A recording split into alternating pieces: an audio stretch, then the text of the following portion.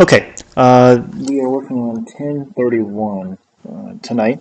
What it is they give you a bunch of data from computers that have calculated miles per gallon.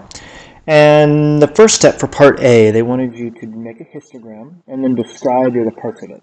So I've included the histogram right here, and when we describe it, it's kind of skewed left. And then if we actually found the mean and standard deviation, again, you can do all this on your calculator, and it would give this to you. So you're going to get 18.48 for your mean, and the standard deviation, or S, is 3.12. So, part B.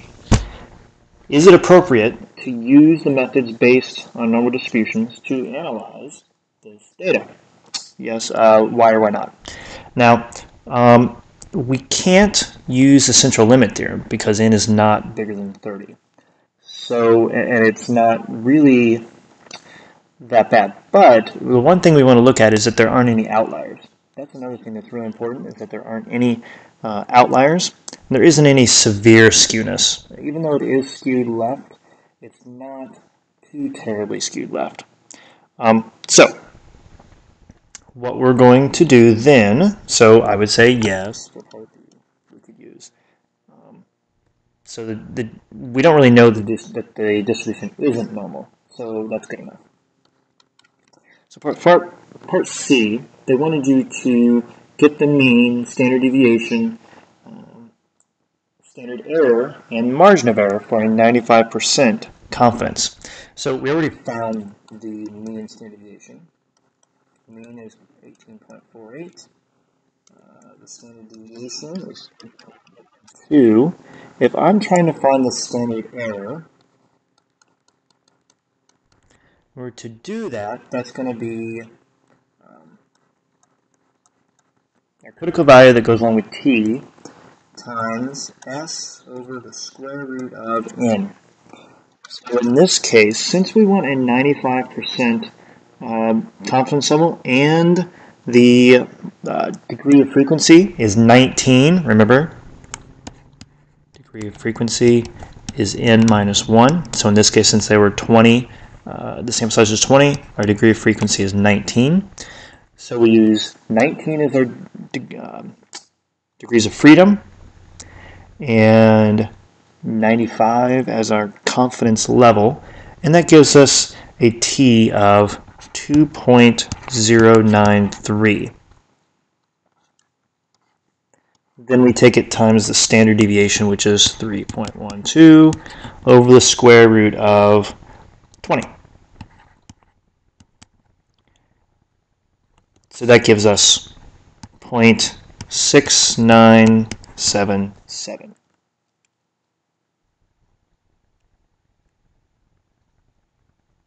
I'm sorry. You know what? The standard error is just this part. So this is this 0.6977. So when I multiply it by the 2.093, that gives us the margin of error. So the margin of error is this whole thing. So we take 0.6977 and multiply it by 2.093, and that gives me 1.46. Okay, so the margin of error, I'll say that again. The margin of error is when you take the whole thing. The standard error is just the s over the square root of n. Okay, so the s over the square root of n is the standard error. When you multiply by the critical value of t, then it becomes the margin of error. So for part D, they wanted us to construct and interpret a 95% confidence interval. Okay, so to do this, notice we've already really done the, we have to check the conditions. We already did that for part B.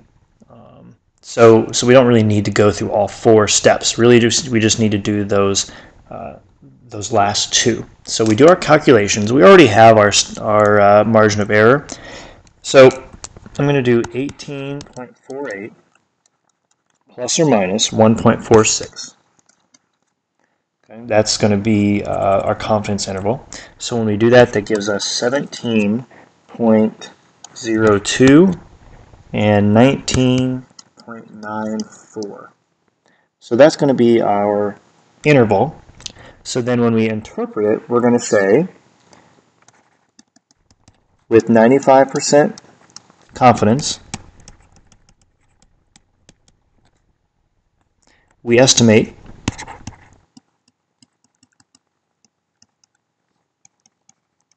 the mean gas mileage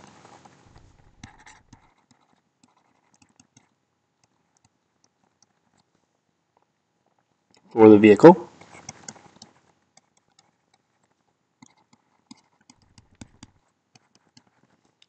to be between 17.02 miles per gallon and 19.94 miles per gallon. Finally, part E asks us, do you think that this interval would apply to other similar vehicles? Now, remember, our population in this case was just this specific vehicle, and you probably know that different vehicles have different mileage, right? We can't compare a Hummer with, an Acura or something like that because it's completely different. So we say no. Okay, and that's the answer.